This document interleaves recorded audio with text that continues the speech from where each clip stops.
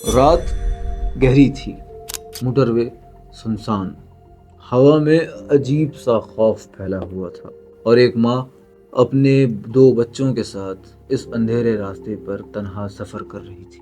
اسے کیا معلوم تھا کہ اگلے چند منٹ اس کی پوری زندگی بدل دینے والے ہیں۔ یہ پاکستان کی تاریخ کے ان واقعات میں سے ایک ہے جسے سن کر آج بھی روح کانپ اٹھتی ہے۔ ایک ایسا واقعہ جس نے پوری قوم کو ہلا کر رکھ دیا۔ فرانس میں رہنے والی ایک پاکستانی خاتون تقریباً 10 سال بعد اپنے وطن واپس آتی ہے۔ وہ اپنے بچوں کو پاکستان دکھانا چاہتی تھی، انہیں اپنی ثقافت، اپنی مٹی اور اسلام سے جوڑنا چاہتی تھی۔ وہ سمجھتی تھی کہ اب پاکستان بدل چکا ہے، حالات بہتر ہو چکے ہیں، امن واپس آ چکا ہے۔ لیکن 16 سپٹمبر 2020 کی وہ رات اس خوش فہمی کو ہمیشہ کے لیے توڑنے والی تھی۔ خاتون گجرانوالہ سے لاہور واپس آ رہی ہے۔ انہیں راستہ سمجھ نہیں آیا۔ کسی نے مشورہ دیا کہ موٹر وے سے چلی جائیں۔ وہ گاڑی موٹر وے پر لے آئی۔ راستے میں انہوں نے فیول چیک نہیں کیا، پیٹرول کم تھا، لیکن وہ شاید فرانس کے موٹر وے جیسا نظام سمجھ بیٹھی تھی، جہاں پر ہر چند کلومیٹر کے بعد پیٹرول پمپس موجود ہوتے ہیں۔ وہ سفر جاری رکھتی ہے، لیکن پھر گجرپورہ کے قریب گاڑی اچانک جھٹکا کھاتی ہے اور بند ہو جاتی ہے۔ خاموش موٹر وے، اندھیری رات اور ایک بے بس ماں۔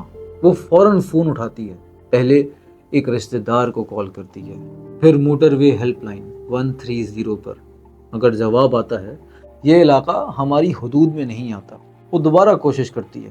اس بار پولیس ہیلپ لائن 15 پر کال کی جاتی ہے، لیکن وہاں سے پھر وہی جواب، یہ ہمارا ایریا نہیں ہے۔ سوچئے، ایک عورت رات کے اندھیرے میں اپنے بچوں کے ساتھ خوف کے عالم میں مدد مانگ رہی تھی، اور جواب میں صرف ایک جملہ ملا، یہ ہمارا علاقہ نہیں ہے۔ مایوس ہو کر خاتون گاڑی لاک کر لیتی ہیں، پارکنگ لائٹس آن کرتی ہیں اور بچوں کو سینے سے لگا کر بیٹھ جاتی ہیں۔ کچھ دیر بعد ایک ٹرک آ کر رکتا ہے۔ ڈرائیور اشاروں سے پوچھتا ہے کہ کیا مسئلہ ہے۔ خاتون خوف زدہ تھی، وہ دروازہ نہیں کھولتی، صرف ہاتھ کے اشاروں سے صورتحال بتاتی ہے۔ ٹرک ڈرائیور وہاں سے چلا جاتا ہے، اور پھر چند منٹ بعد 2 سائے اندھیرے سے نکلتے ہیں، ایک کے ہاتھ میں پستول، دوسرے کے ہاتھ میں ڈنڈا۔ وہ گاڑی کے قریب آتے ہیں، دروازہ کھولنے کا کہتے ہیں۔ خاتون انکار کرتی ہے۔ اچانک شیشہ ٹوٹنے کی آواز گونجتی ہے۔ ملزمان گاڑی کا شیشہ توڑ دیتے ہیں۔ بچوں کی چیخیں، ماں کی منتیں اور موٹر وے کی خاموشی سب ایک ساتھ گونجنے لگتی ہے۔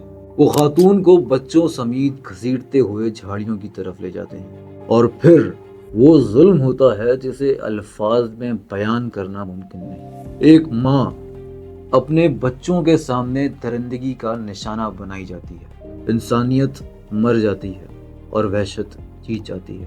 ملزمان نقدی، زیورات اور خاتون کی عزت لوٹ کر فرار ہو جاتے ہیں۔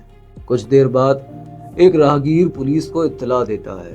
ڈولفن فورس چند منٹ بعد وہیں پہنچ جاتی ہے، مگر تب تک بہت دیر ہو چکی تھی۔ پولیس جب جھاڑیوں کے قریب پہنچی تو خاتون اپنے بچوں کو سینے سے لگائے کانپتی ہوئی بیٹھی تھی۔ وہ کسی کو اپنے قریب نہیں آنے دے رہی تھی۔ شاید ان کا اعتماد انسانوں سے ختم ہو چکا تھا۔ اس واقعے کے بعد پورا پاکستان غصے میں آ گیا۔ لوگ سڑکوں پر نکل آئے۔ سوال صرف یہ نہیں تھا کہ مجرم کون تھے، اصل سوال یہ تھا کہ جب ایک عورت بار بار مدد مانگ رہی تھی تو مدد کیوں نہیں پہنچی؟ آخر ریاست کہاں تھی؟ بعد میں کچھ بیانات آئے کہ خاتون رات کو کیوں نکلی، پیٹرول کیوں چیک نہیں کیا، جی ٹی روڈ سے کیوں نہیں گئیں، لیکن عوام کا صرف ایک جواب تھا، اگر موٹر وے پر ایک ماں محفوظ نہیں تو پھر محفوظ کون ہے؟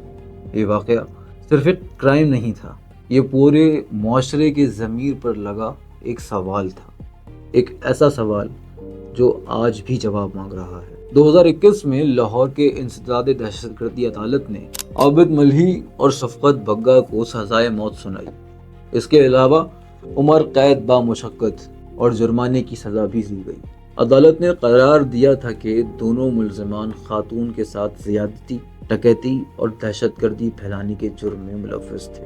کیس کی سماعت لاہور کے کیمپ جیل میں ہوئی تھی، جہاں متعدد گواہوں اور ڈی این اے شواہد کی بنیاد پر فیصلہ سنایا گیا۔